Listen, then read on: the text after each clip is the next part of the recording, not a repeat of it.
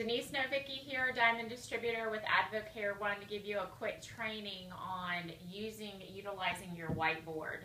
And so I've had many people ask me exactly what I do, and so I'm just going to train you and just show you what I do at the beginning of each pay period. This may be useful for you, this may not be useful for you, depending on how you choose to draw out your organization. But this is what's working for me now, and hopefully this will help you guys. First things first, as you see, it is white, so there's nothing on this whiteboard. So the beginning of the pay period, I erase everything. I start brand new.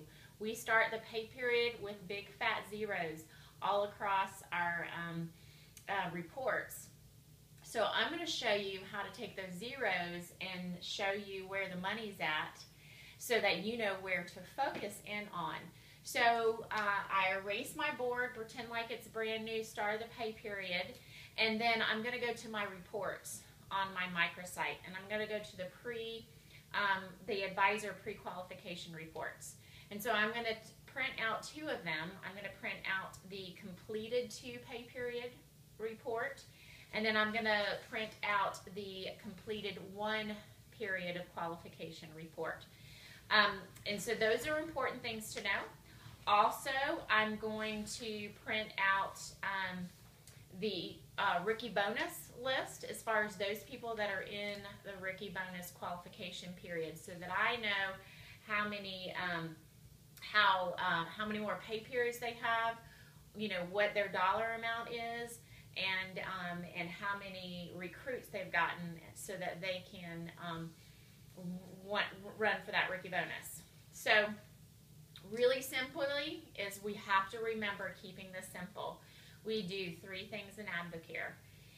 In the very beginning, we get people to advisor, we help them win their rookie bonus, and we get them to silver. And if you think of that in terms of building your organization, that makes things so much less complicated for you. So taking these in consideration, building out your organization. So I'm just going to do some scenarios here for you that typically happen. So as I build out my organization, I'm going to put my legs of business. Now it's important for us to remember and be mindful of our legs of business. Remember, we get paid the wider we go and the deeper we go. So we have to go wide. So pay attention to your legs. So in this instance, let's pretend like we have 3 legs of business, okay? And so this is me, and these are my frontline people. And so I'm looking at my pay period report, and let's say this leg of business has an advisor that is dead, meaning they're unresponsive or they're not working, but you've leapfrogged over and you found someone that is engaged in the business and putting you to activity. So this person may be an advisor, and so I'll just put an A in there with their name. So let's say this is Sue, and Sue has a couple people in as distributors. So what I'm going to do is I am going to mark at what level they're at, if they're at 20%, they're 25%, or they're at the 30%. So let's say the 25%, this is a QA, okay? So they're in their first pay period of qualification. So what I do is I color code. So I use red for people that are dead in the business, and then we leapfrog over that just so that you can see your organization. And then I circle the people that are in green that are in action, whether they're in advisor qualification or whether they're just actively building their business. So that I know to not worry about the red, but I'm focusing on the green. Now the important thing is, let's say this person's in her first pay period of qualification.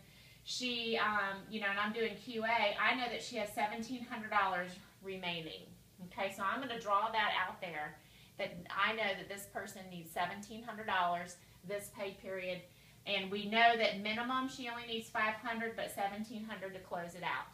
So I know where that volume's going on. And so let's say this person in here is QA and they are in their second and final pay period of qualification. So I'm going to circle them green. And then let's say they need $2,000 worth of retail volume. And that needs to be done this pay period. So as I'm looking at this organization and looking at this leg of business and knowing that, you know, I need a star leg.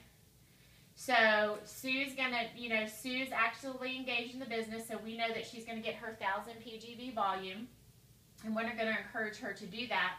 And then also we know that 2,000 and 1,700, or at least 500 that we can count for.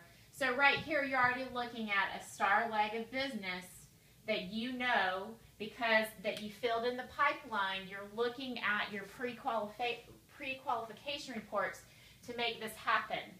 And you can do this over and over in each leg of business so that you know where you need to work at. Now, the numbers are important, but I also want to talk to you about activity-wise. So what I typically do is someone, let's say Sue, is putting me to work. She's doing three-way calls, she's booking mixers, she's doing two-on-one appointments. Every time Sue does an activity, I'm putting a blue circle or a blue dot by her name. And so when I can stand back and look at my organization, I know that Sue is engaged in the business and she's putting me to work. So when I'm looking at my organization overall, I know I go where the action is, not necessarily where the volume is, but I know that if Sue is putting me to work, then I need to hanker down with her and work with those people that are putting me to work as opposed to trying to get people to put me to work. So understanding she gets, 80% of my time if she's putting me to work. If someone's not putting me to work, I understand that, that's not a priority for me. If they do happen to call and they need some help and I'm working with Sue, I'll get to them when I can get to them, but Sue is my priority. So I hope that helps in terms of building out your blueprint. What I also want to encourage you as is not only looking at your legs of business, but you're also looking at your frontline activity. So always have, an area for prospects. For you personally prospecting, okay, because we're always retailing to recruit. So always having your prospects, always having your personal pay period goals. And then I work with, in terms of taking a picture of a leg of business that maybe Sue is silver, okay, and we want to build her to a Ruby level organization. I'm going to take a picture of this and send this to Sue and say, Sue, here is your organization. So she can see it and that she knows what she needs to do, because anybody that's gold or below gets my personal attention. So I start out the pay period by taking a picture, building it out for them, and then telling them and directing their activities for the pay period based on what their goals are. So hopefully that's helped. I also have, it's down in the corner, but I always have a legs starred place every pay period. So whenever a leg stars, I go ahead and add their name to the account so that I know if I am building to Emerald, I know I need to have at least 6-star legs.